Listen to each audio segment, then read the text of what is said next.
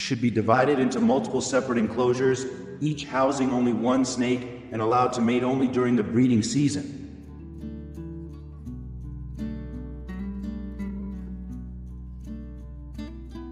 Snake enclosures should be built from bricks and have sturdy wooden or iron mesh. Opening the enclosure should only be done when necessary for feeding, ensuring safety for caretakers and preventing snake escape and aggression.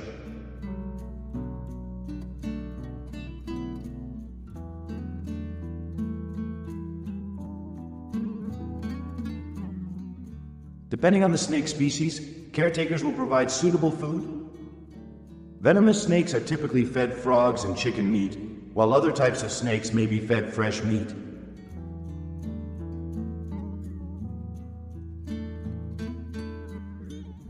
Most importantly, caution must be exercised when handling venomous snake enclosures to avoid potentially dangerous exposure.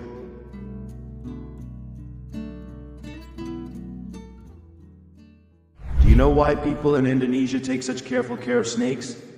Although they are dangerous reptiles, their parts hold significant value.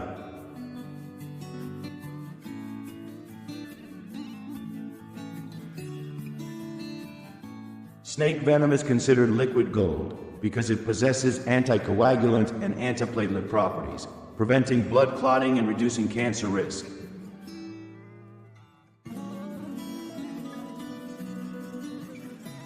Its effects can be used to produce antivenom, a special medicine to treat snake bites, as well as to isolate and refine pain relievers and analgesics in modern medicine.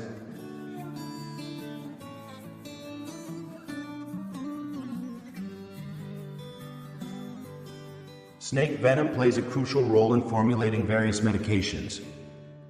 If you have ever been treated with snake venom, please comment with number 1.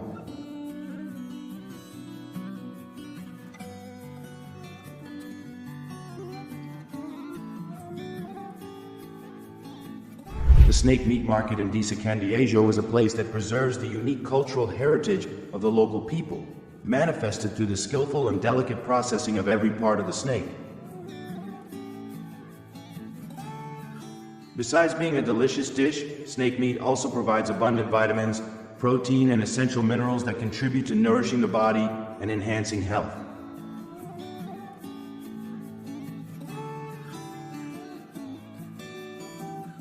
Indonesia consumes over 10,000 tons of live snakes annually. Processing snake meat is a complex process that requires precision and technique.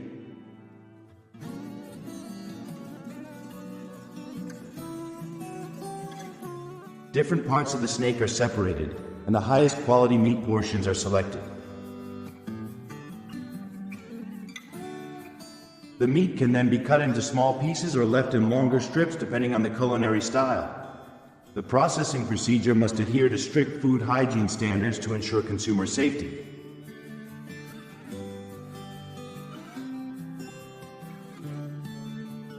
The king cobra is the most expensive snake, with a selling price of $13 per pound of meat.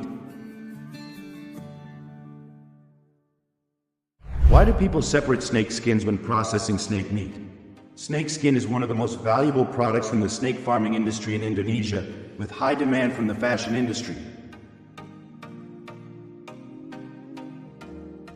Their uniqueness and luxury create high economic value, making it a significant source of income for farmers and businesses.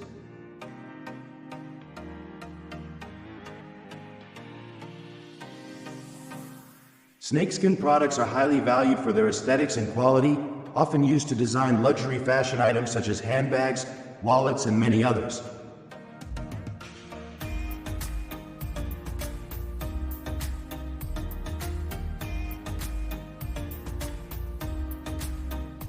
The price of handbags made from snakeskin by Bodega Veneta is usually quite high, often in the range of thousands of US dollars.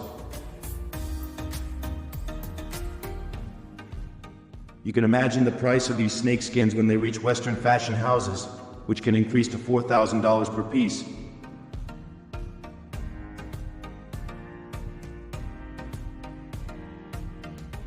The allure of high profit margins from selling snakeskins has driven many localities in Indonesia to participate in this industry, creating significant income opportunities and employment for the people.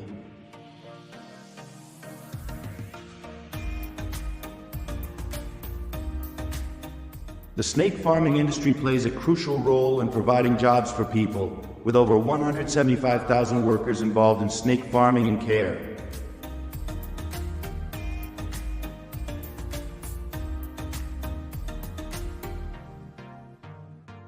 When watching the video, do you feel worried about people's safety? Leave comment number 1 if you see dangerous snakes. Comment 0 if snakes bring economic value to Indonesian people.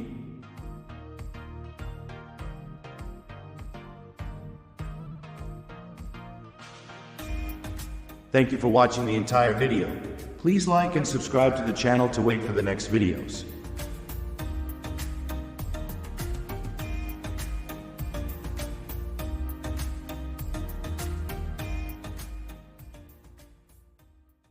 Eel farming is not a new agricultural industry in Japan.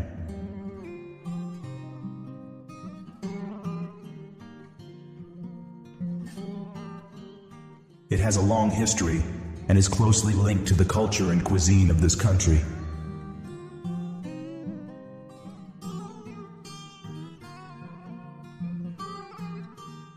Eel has become an important part of the snack tradition, especially in the summer.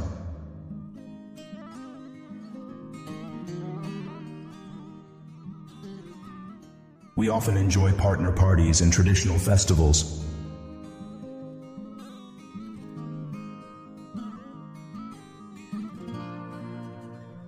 There are many eel farming models all over Japan.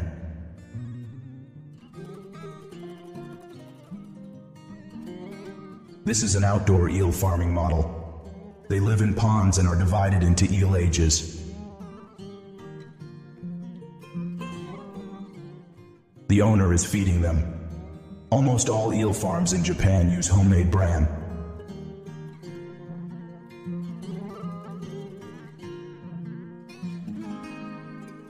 This type of bran includes many ingredients, such as shrimp, fish, bran, and vermicelli. They are mixed together before being fed.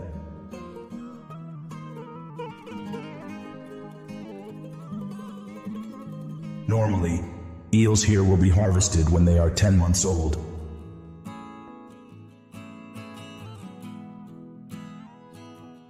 At around 4 a.m., this is the right time to harvest eels. Farmers will use seine nets to harvest eels. The eels will be loaded into the vehicle's basket and transported to the store's farms.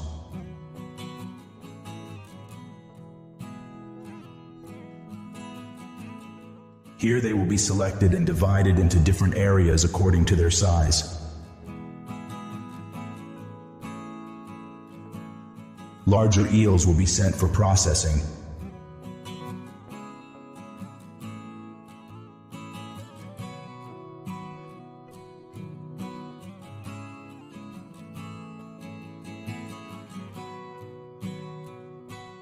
So what is it like to raise eels on closed farms?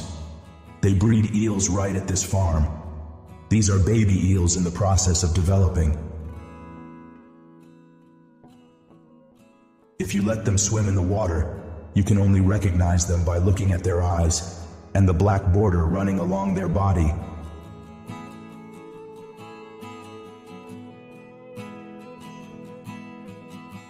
The water temperature must be maintained consistently between 23 and 28 degrees Celsius to ensure proper health and growth.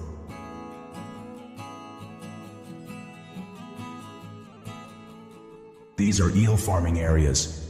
Water stirring systems help the eels' living environment to be more similar to that in nature, making it easier for them to adapt, grow, and develop.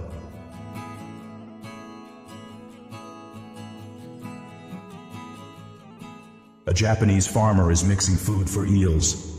They add bran powder and some other nutritious foods and mix it up.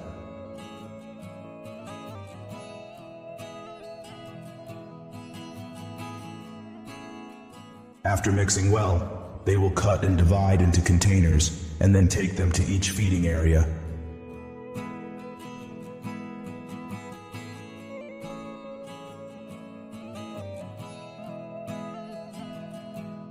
They put the powder directly into the iron cages in the water, so that the powder does not spread too much into the water area.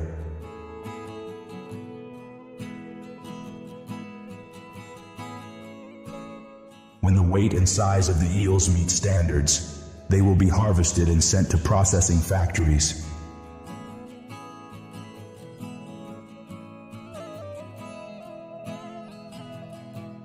The eels will be stored in large water bags with air pumps and put on trucks to be transported to the processing plant.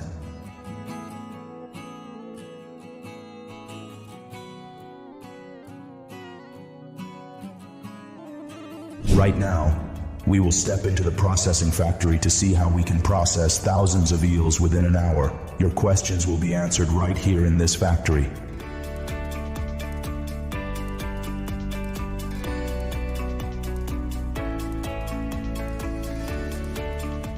After the eels are brought to the processing factory, they will be poured into stone bathing tanks. This is very necessary because the eel's body secretes a large amount of mucus.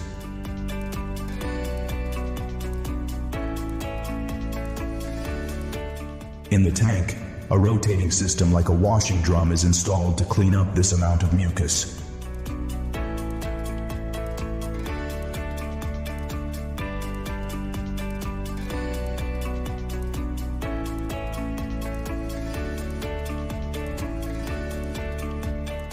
After about 25 minutes, the eels will be dumped out according to the conveyor system. The workers here will divide them into small containers and then pour crushed ice over them to maintain their freshness.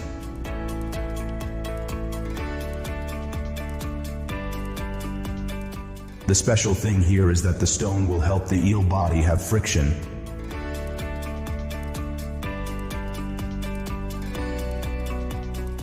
Making the next eel processing step easier.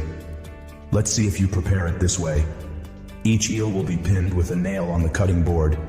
They will then be separated from the spine, and the organs and spine will be removed.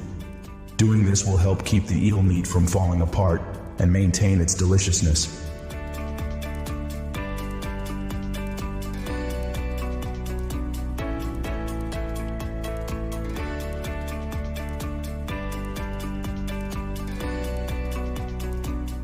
After processing, the eel will be washed and drained. These scales will be responsible for determining the weight of each eel and dividing it into corresponding boxes.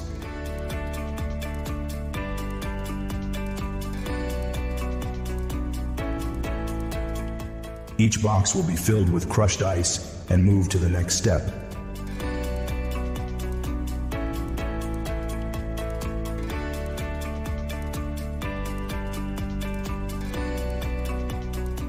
To have your products, you will have to go through many stages. Now the eels will be washed again and then placed on the conveyor system of this machine. They will be placed next to each other so that more can be obtained after one processing.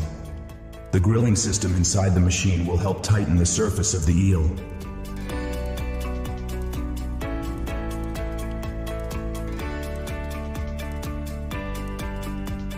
Once they come out of the grill, they are turned over to the back side. The eel pieces will be inspected for any burned parts, and then these parts will be removed.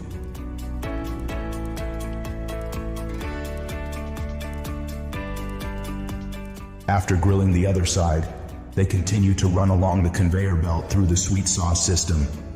The sauce will evenly cover both sides of the eel.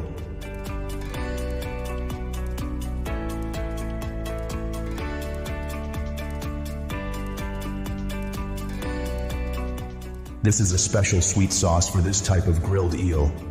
They are like a layer of honey that covers the entire surface of the eel. The first 2 times of coating with sauce, the eel pieces were still not soaked in, and the color was beautiful.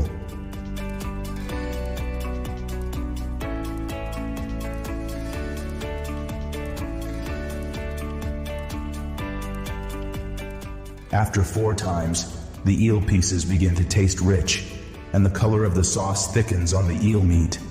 They look really attractive, don't they?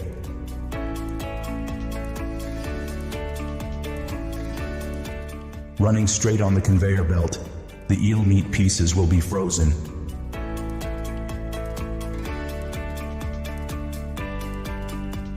Then each piece of frozen eel will be checked for weight and then packed into boxes.